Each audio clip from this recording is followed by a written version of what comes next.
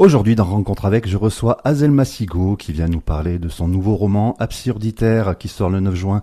Bonjour Azelma Sigaud. Bonjour. Alors ce nouveau roman, dernière ligne droite avant la sortie. Oui, j'ai hâte, plus que quelques jours avant la sortie de ce deuxième roman. Vous pouvez nous faire un résumé de ce nouvel ouvrage ? Oui, alors c'est un roman d'anticipation, donc ça se passe dans les années 3000, dans un monde complètement utopique, où il y aurait plus de guerre, plus d'argent, plus de conquête, plus de hiérarchie, enfin le monde que je rêve depuis toujours, donc je le mets par écrit, puisque dans la vraie vie, les gens ne me prennent pas forcément au sérieux quand je pense à ça. Et dans ce monde idéal, eh bien, un professeur va raconter aux élèves comment c'était avant, au temps des armes, au temps de tous ces vices de l'humanité. Qu'est-ce qui pourrait nous faire prendre le chemin d'une telle utopie ? Le rêve, tout simplement, et puis l'engagement, l'action, enfin... Après, je ne sais pas si ça se ferait dans la réalité, mais moi, c'est ce que je souhaite. Vous nous rappelez un peu le premier roman que vous aviez écrit en toute transparence ? Oui, alors en toute transparence, c'était un roman plutôt fantastique pour ados et adultes. C'était l'histoire d'une jeune fille qui se sentait tellement transparente et invisible aux yeux des autres qu'à force de se le répéter, un jour, elle le devient vraiment. Et tous les personnages vont prendre l'apparence de leurs plus gros défauts, de leurs plus grandes qualités. Il date de quand ce premier roman ? Il est sorti en mai 2017, donc il y a un an à peu près. D'accord. Quand je vous ai demandé quel titre vous aimeriez écouter, vous m'avez parlé des Beatles. Donc on va s'écouter Penny Lane, les Beatles. À tout de suite. Et on retrouve Azelma Sigaud. Elle vient nous parler de son nouveau roman Absurditaire qui sort le 9 juin. Azelma, comment en êtes-vous venue à l'écriture ?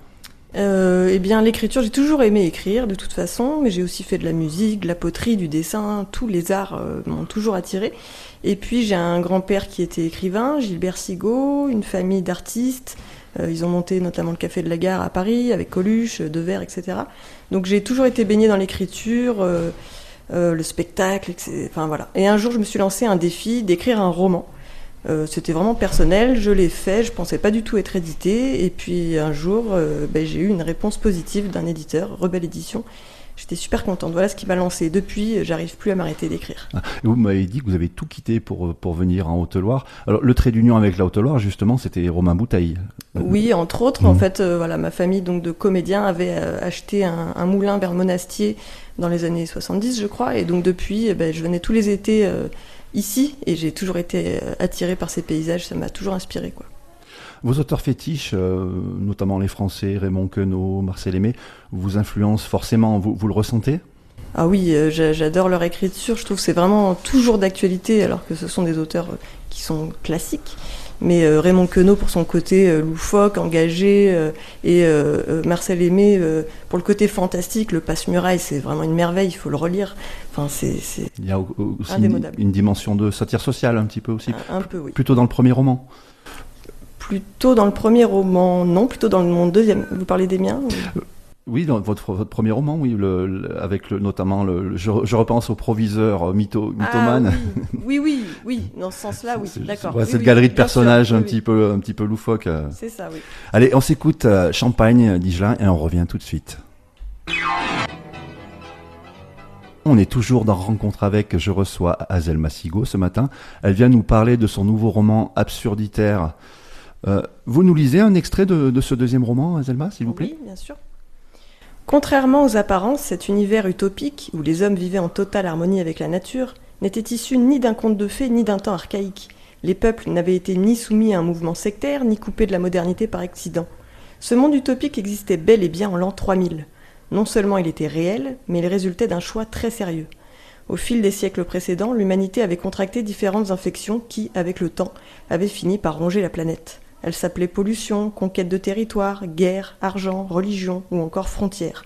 Ces mots, ces vices, n'avaient pas immédiatement pris une telle apparence, mais à force d'être démocratisés, ces créations humaines s'étaient mises à pourrir de l'intérieur, ravageant bien des êtres vivants. D'abord présentées comme les supports sur lesquels pouvait reposer un monde moins rude, ces institutions avaient peu à peu pris davantage d'ampleur. Poussées à l'extrême, ces pratiques étaient devenues des habitudes, puis des addictions avant de tourner en maladies mortelles.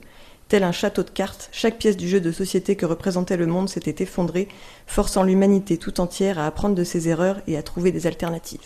Et l'humanité s'était relevée. Oui ou non, vous le verrez en lisant le livre. Vous dites que ce deuxième roman est plus engagé et qu'il vous ressemble. Vous pouvez nous en dire un peu plus, justement? Oui, ben moi j'ai toujours été une utopiste, une rêveuse. Voilà, ça m'a toujours habité. J'ai beaucoup de causes qui me tiennent à cœur, notamment la cause animale, l'écologie. Voilà, et j'avais envie de l'écrire et d'utiliser l'humour et le côté fantastique pour aborder ces thèmes avec le public. Absurditaire sort le 9 juin. On peut se le procurer où? Partout, dans toutes les librairies, même si elles l'ont pas, vous leur demandez de le commander, ils l'auront. Toutes les infos sont sur mon site azelmassigo.com. De toute façon, il y a tous les liens possibles. On peut vous rencontrer, vous faites des dédicaces Je fais beaucoup de dédicaces dans la région. La prochaine, c'est le 13 juin à Biocop à Aiguille. Il y a le salon du livre du Puy, la FNAC, enfin, toutes les dates sont en ligne. Eh ben, il ne nous reste plus qu'à vous remercier, Azelma Massigo, d'être venue nous rendre visite dans les studios. Un grand merci. Vous êtes venu nous parler de votre nouveau roman Absurditaire qui sort le 9 juin. Au revoir, Azelma Massigo. Au revoir, à bientôt.